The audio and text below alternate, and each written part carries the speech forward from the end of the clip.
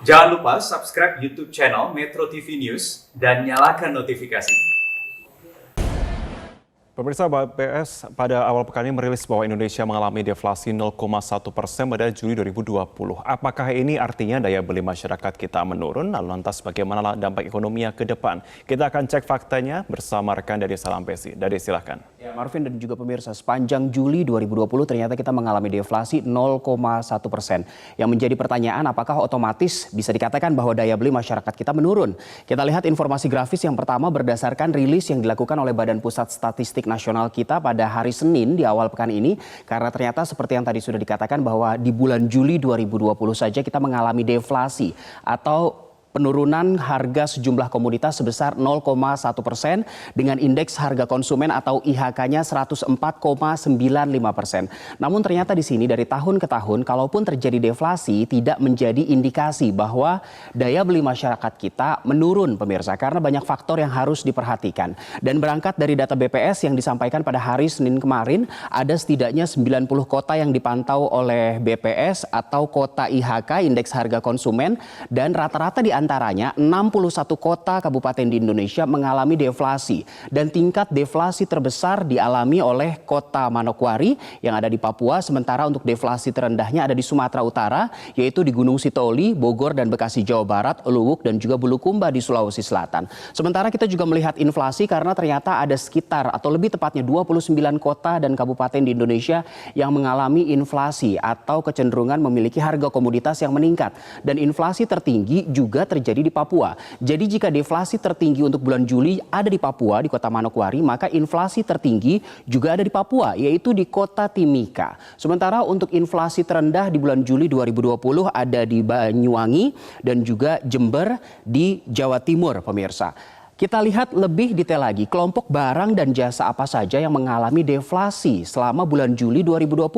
Jadi disampaikan oleh BPS bahwa dari 11 kelompok barang dan jasa, ada 3 kelompok barang dan jasa yang mengalami deflasi atau menyumbang angka deflasi kepada Indonesia di bulan Juli 2020. Dan kelompok yang paling besar ternyata adalah kelompok makanan, minuman, dan juga tembakau. Ini mengalami penurunan hingga 0,73%. Ini angka terbesar. Sementara yang kedua yang menjadi penyumbang deflasi kita pada bulan Juli 2020 adalah kelompok transportasi yang angkanya sebesar 0,17%.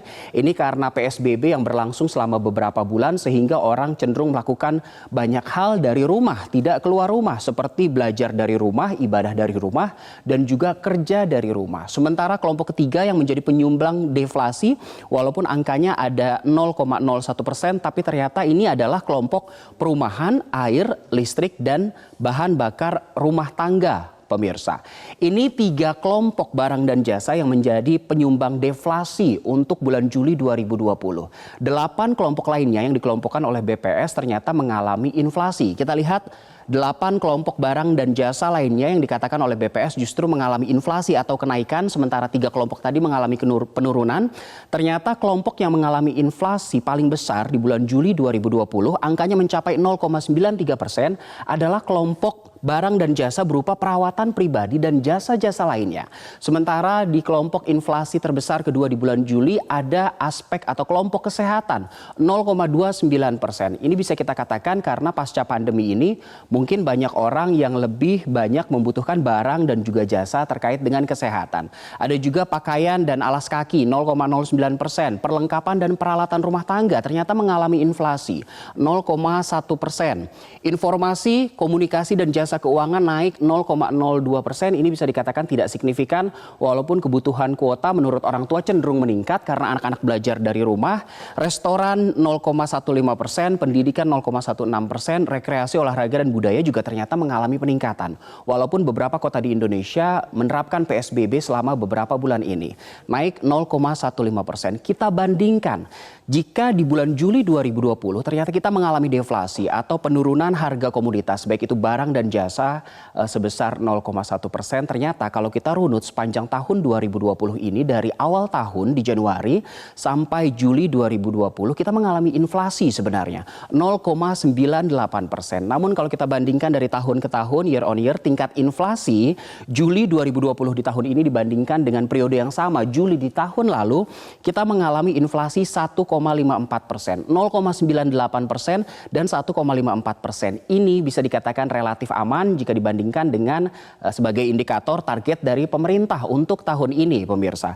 Dan untuk mengatasi ini semua, ada yang harus diwaspadai karena sejumlah pakar ekonomi mengatakan walaupun ada deflasi 0,1%, pemerintah tidak boleh bangga begitu, justru harus waspada. Kita lihat pernyataan yang disampaikan oleh pakar ekonomi, disampaikan oleh Direktur Eksekutif Indef, yaitu Institute for Development of Economics and Finance. Di sini ada Tauhid Ahmad maksud saya, yang mengatakan pemerintah justru harus aware, harus waspada. Tanda-tanda menuju resesi sudah dibuktikan oleh inflasi yang rendah mulai Maret sampai Juni dalam beberapa waktu. Dan sekarang malah deflasi, pemirsa, walaupun hanya 3 kelompok barang dan jasa. Disampaikan juga oleh Tauhid Ahmad, artinya untuk mengatasi ini setidaknya masyarakat kita harus kembali dibuka aksesnya agar mereka bisa mendapatkan barang dan jasa untuk ketiga kelompok barang dan jasa yang tadi justru mengalami deflasi. Dan untuk mengatasi ini semua, pemerintah juga sudah menyiapkan sejumlah strategi baik pada saat pandemi COVID-19 maupun sebelum pandemi hadir di Indonesia bahkan dunia. Kita lihat informasi grafis yang pertama, jadi sejumlah program sudah disiapkan oleh pemerintah. Yang satu ini adalah program Keluarga Harapan atau PKH yang sudah ada sebelum pandemi COVID-19. Setidaknya sampai saat ini ada 10 juta keluarga penerima manfaat atau KPM dari program Keluarga Harapan ini. Dan jika sebelumnya, sebelum pandemi COVID-19 ini diberikan atau dicairkan 3 bulan sekali, maka mulai April sampai Desember 2020 dicairkan setiap sebulan sekali untuk 10 juta keluarga penerima melalui rekening yang sudah terdaftar di KPM. Lalu anggaran bantuan sosial pun indeksnya naik mencapai 25%, misalnya saja untuk ibu hamil dan anak usia dini mencapai 250.000 per bulan.